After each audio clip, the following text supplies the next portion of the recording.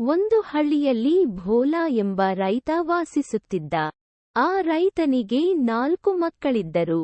ಆ 4 ಮಕ್ಕಳ ನಡುವೆ ಆಗಾಗ ಜಗಳ ನಡೆಯುತ್ತಿತ್ತು ಮತ್ತು ಇದನ್ನು ನೋಡಿದ ಭೋಲಾ ತುಂಬಾ ನೊಂದಿದ್ದರು. ಭೋಲನ ಪ್ರಯತ್ನಗಳ ಹೊರತಾಗಿಯೂ ಅವರು ಒಪ್ಪಲಿಲ್ಲ ಮತ್ತು ತಮ್ಮೊಳಗೆ ಜಗಳವಾಡಿದರು. ಈಗ ಭೋಲಾ ದೊಡ್ಡವನಾಗಿದ್ದನು ಮತ್ತು ಅವನು ವಯಸ್ಸಾದನು. ಕೊನೆಯ ಕ್ಷಣಗಳು ಹತ್ತಿರವಾದವು. ನಾನು ಹೋದ ನಂತರ ಈ 4ರಿಗೆ ಏನಾಗಬಹುದು ಎಂದು ಅವರು ಚಿಂತಿತರಾಗಿದ್ದರು. ಹೀಗೆ ತಮ್ಮಲ್ಲೇ ಜಗಳ ಮಾಡಿಕೊಂಡರೆ ಯಾರು ಬೇಕಾದರೂ ಅವರನ್ನು ನಾಶಪಡಿಸಿ ಲಾಭ ಪಡೆಯಬಹುದು. ಕೊನೆ ಕ್ಷಣದಲ್ಲಿ 4 ಗಂಡುಮಕ್ಕಳನ್ನು ಕರೆದು ಎಲ್ಲರೂ ಹೋಗಿ ತಲಾ ಒಂದೊಂದು ಮರದ ತುಂಡುಗಳನ್ನು ತರಲು ಹೇಳಿದರು. ತಂದೆಯ ಸಲಹೆಯ ಮೇರೆಗೆ 4 ಹಾಗೆಯೇ ಮಾಡಿದರು ಮತ್ತು ಎಲ್ಲರೂ ಒಟ್ಟಿಗೆ 1 ಕೋಲುಗಳನ್ನು ತಂದರು. ಕೋಲನ್ನು ತಂದ ನಂತರ ಭೋಲಾ ಅವರು ತಮ್ಮ ಕೈಗಳಿಂದ ಪ್ರತಿ ಮರವನ್ನು ಒಡೆಯಲು ಹೇಳಿದರು. ಹುಡುಗರೆಲ್ಲ ಸರದಿಯಲ್ಲಿ ಒಂದೊಂದಾಗಿ ಕಟ್ಟಿಗೆಯನ್ನು ಒಡೆಯುತ್ತಿದ್ದರು. ಇವೆಲ್ಲವೂ ಮರವನ್ನು ಸುಲಭವಾಗಿ ಒಡೆಯಬಲ್ಲವು. ಭೋಲಾ ತನ್ನ ಮಕ್ಕಳಿಗೆ ಈಗ ಎಲ್ಲಾ 4 ಮರದ ತುಂಡುಗಳನ್ನು ಒಟ್ಟುಗೂಡಿಸಿ ಒಂದು ಕಟ್ಟು ಮಾಡಿ ಮತ್ತು ಅದನ್ನು ಒಡೆಯುವ ಮೂಲಕ ತೋರಿಸಲು ಹೇಳಿದನು. ಎಲ್ಲರೂ ಹಾಗೆಯೇ ಮಾಡಿ 4 ಕೋಲುಗಳ ಕಟ್ಟು ಮಾಡಿ ಒಂದೊಂದಾಗಿ ಒಡೆಯಲು ಪ್ರಯತ್ನಿಸಿದರು. ಮೊದಲು ಹಿರಿಯ ಮಗ ಪ್ರಯತ್ನಿಸಿದರೂ ಮುರಿಯಲು ಸಾಧ್ಯವಾಗಲಿಲ್ಲ.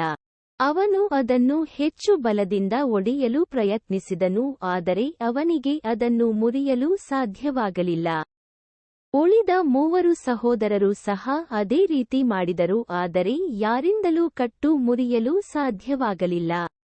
ಇದನ್ನು ನೋಡಿದ ಭೋಲನು 4 ಸಹೋದರರಿಗೆ ನೀವು ಮರದ ತುಂಡನ್ನು ಹೇಗೆ ಸುಲಭವಾಗಿ ಒಡೆಯಬಹುದು ಎಂದು ವಿವರಿಸಿದನು. ಆದರೆ 4 ಕೋಲುಗಳ ಗುಂಪು ರಚನೆಯಾದಾಗ ನೀವು ಕಷ್ಟಪಟ್ಟು ಪ್ರಯತ್ನಿಸಿದರೂ ಅದನ್ನು ಒಡೆಯಲು ಸಾಧ್ಯವಾಗುವುದಿಲ್ಲ. ನೀವು ನಿಮ್ಮನ್ನು ಎಚ್ಚರಿಕೆಯಿಂದ ನೋಡಿದರೆ ನಿಮ್ಮ 4 ಯಾವುದೇ ಹೊಂದಾಣಿಕೆಯಿಲ್ಲದ ವಿವಿಧ ಮರದ ತುಂಡುಗಳು. ನೀವು ಒಟ್ಟಿಗೆ ಇದ್ದರೆ ಯಾರೂ ನಿಮಗೆ ಯಾವುದೇ ಹಾನಿ ಮಾಡಲಾರರು ಮತ್ತು ಒಟ್ಟಿಗೆ ನೀವು ಯಾವಾಗಲೂ ಬಲಶಾಲಿಯಾಗಿರುತ್ತೀರಿ. ಈ ಮೂಲಕ ಭೋಲಾ ತನ್ನ ಮಕ್ಕಳಿಗೆ ಏಕತೆಯ ಮಹತ್ವವನ್ನು ಕಲಿಸಿದನು. ಜನರು ಒಂಟಿಯಾಗಿರುವ ವ್ಯಕ್ತಿಯನ್ನು ದುರ್ಬಲ ಎಂದು ಪರಿಗಣಿಸುವ ಈ ವಿಷಯವನ್ನು ನಾವು ನಮ್ಮ ಸುತ್ತಲೂ ನೋಡುತ್ತೇವೆ. ಆದರೆ ಅವನೊಂದಿಗೆ ಇನ್ನೂ 4 ಜನರಿದ್ದರೆ ಜನರು ಅವನನ್ನು ಬಲಶಾಲಿ ಮತ್ತು ಶಕ್ತಿಯುತ ಎಂದು ಪರಿಗಣಿಸುತ್ತಾರೆ ಮತ್ತು ಅವನಿಗೆ ತೊಂದರೆ ನೀಡುವ ಮೊದಲು 2 ಬಾರಿ ಯೋಚಿಸುತ್ತಾರೆ. ಆದ್ದರಿಂದಲೇ ಒಗ್ಗಟ್ಟಿನಲ್ಲಿ ಬಲವಿದೆ ಎನ್ನುತ್ತಾರೆ.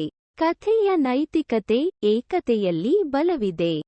ಆದ್ದರಿಂದಲೇ ಒಗ್ಗಟ್ಟಾಗಿ ಬಾಳಬೇಕು ಎಂದು ಹೇಳಲಾಗುತ್ತದೆ.